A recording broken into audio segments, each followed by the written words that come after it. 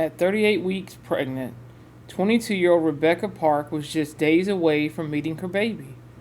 But she never would. She was found murdered, her unborn child horrifically cut from her womb. The hunt for the killers wouldn't lead to a monster in the shadows, but to two people she should have been able to trust most: her own mother and stepfather. That's just pure evil. In the fall of 2025, Rebecca Park was a vibrant young woman whose world revolved around the joyful arrival of her baby. Though raised by her loving adoptive parents, she maintained a relationship with her biological mother, 40-year-old Courtney Bartholomew, and her 47-year-old stepfather, Brad Bartholomew. In the days before she vanished from their home in Boone, Michigan, no one suspected this family bond was a cover for a predatory plot. On November 3rd, 2025, Rebecca was last seen at her mother and stepfather's home before she vanished. Her cell phone was found discarded on a remote road, sparking a massive search for 22 agonizing days. The community held out hope, posting signs demanding justice for Rebecca and baby Park. While her family publicly pleaded for her return, investigators felt something was deeply wrong. On November 25th, searchers found Rebecca's body in the Manistee National Forest.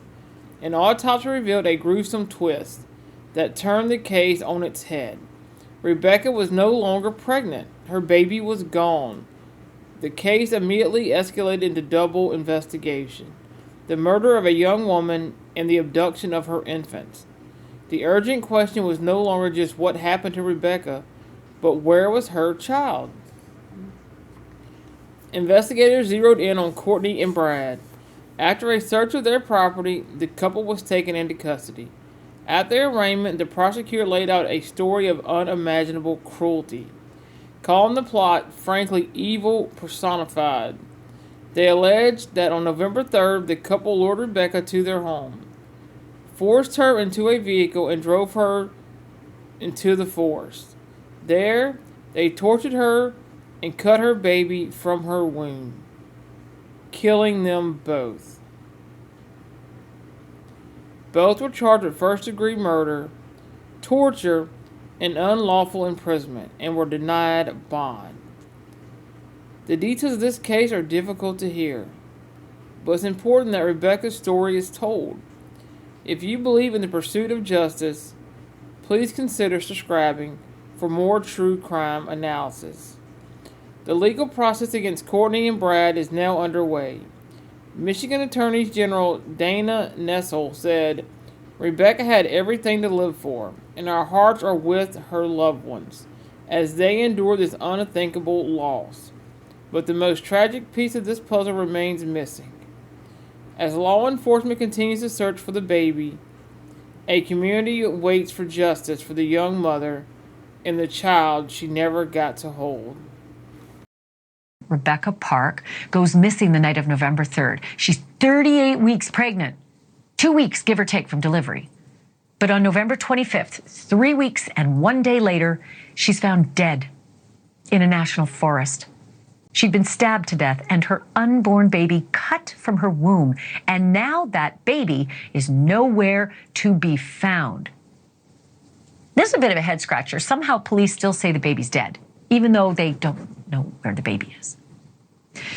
But it gets worse. Police arrest the victim's own birth mother and stepfather, who were absent for most of her life, but reconnected in 2021. Tonight, the one on the right there, that would be Courtney Bartholomew, and the one on the left there, Bradley Bartholomew, they are charged, among other things, with first-degree murder, felony murder, torture, conspiracy to torture, assault of a pregnant woman, and unlawful imprisonment. That is a mouthful, and that is also many, many years if they're guilty. A prosecutor calls the couple, and I quote, evil personified. Here's what allegedly happened. Police say they lured their daughter to their home, but put her in a truck instead and drove her into the woods and, quote, tortured Rebecca Park in an attempt to remove the unborn infant, resulting in the death of both. And when the deed was done, but while it was still a secret, birth mom, Courtney, spoke to true crime podcaster Stephanie Pratt.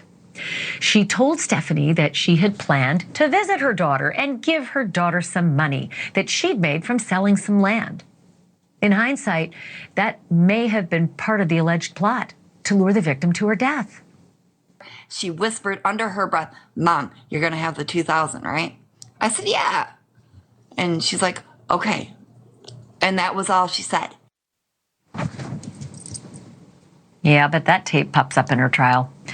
Podcaster also obtained a voicemail from the victim herself, which was left right around the time of her disappearance. From the grave, Rebecca Park's voice is heard telling a friend about her biological mother's plan to take her out for milkshakes and give her some money. I want you to listen closely to this exclusive voicemail never played before on TV. Like, I'm not trying to just make it all about money, and I really don't give a but I told her that. So today she's supposed to actually give me the actual but we'll see how that goes. And which means money-wise, and go out for shakes. So we'll see. But now we know how that went. After Rebecca Park was found slaughtered, her mom, Courtney Bartholomew, spoke to the podcaster Stephanie Pratt again. And this time she decided to blame her daughter Rebecca's death on her other daughter. That would be Kimberly, right there on the left. But, you know, for good measure, she threw in Rebecca's fiance, a man named Rich Fowler. Kimmy is in jail and so is Rich. Do you know what they're going to be charged with at the preliminary hearing? Homicide. Your grandson is missing. What do you think about this, the baby? Could the baby still be alive? I hope so. Well, none of that was true, but Kimberly Park, the victim's sister, is charged with tampering with evidence and lying to police, while Rebecca's fiance, Richard Fowler, is charged with drug crimes. And that's curious. Joining me now with much more on all of this is Stephanie Pratt. You just saw her. It's her podcast called Steph's Case Files. Good to have you on, Stephanie. Thank you so much for being here. I wanted to ask you what you think the most important information was that you learned from your interviews. Well, I learned the timeline, which is so important.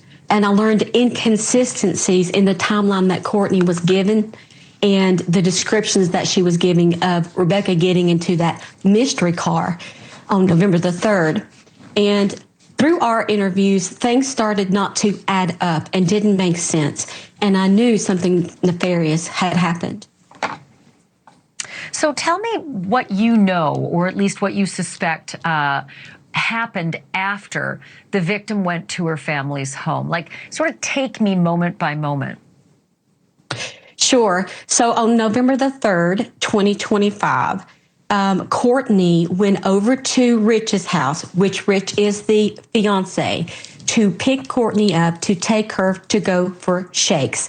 This is between 6:30 and 7 p.m. on November the 3rd. She arrives. They pick her up. This is according to Courtney herself and her own timeline.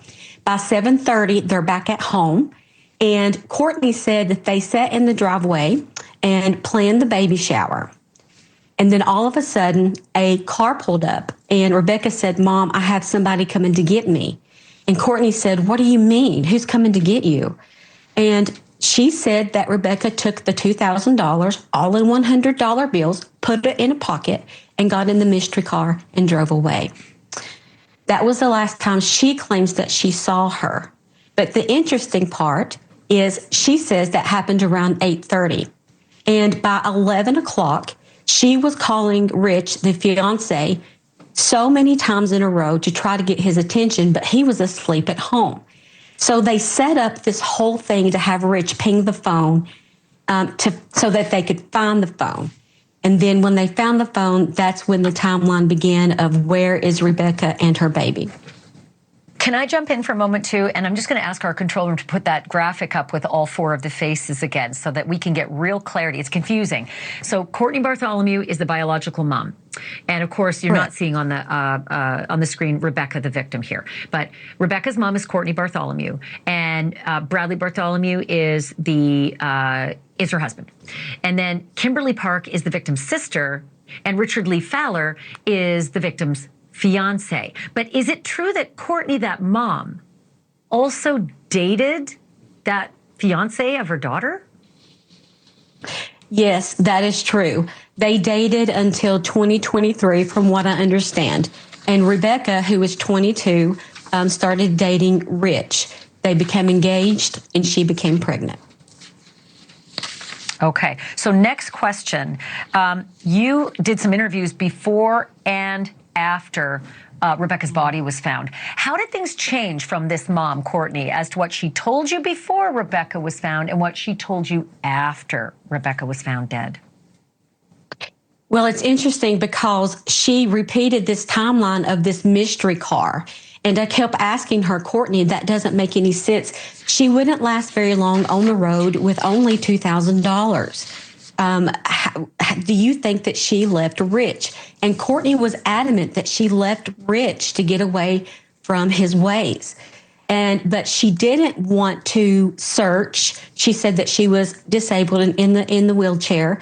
I noticed that. But I also noticed as time went on, when protesters started protesting in front of the home, she became agitated and wanted to schedule a search at approximately 11 a.m. on November the 25th when Rebecca was found. She came out to her driveway the day before. She set it up. They met at the house.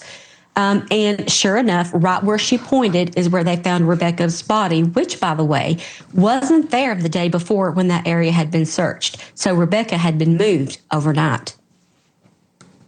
So she said something also after Rebecca's body was found, something about losing a child. Can you explain what she told you? Yes. So after Rebecca's body was found, she came on for another interview. And this time she was more emotional, saying that no one knows what it's like to lose a child, quote unquote. And I found it peculiar that she was soaking in this support, trying to find her grandson. And all this time, she knows and knew where they were.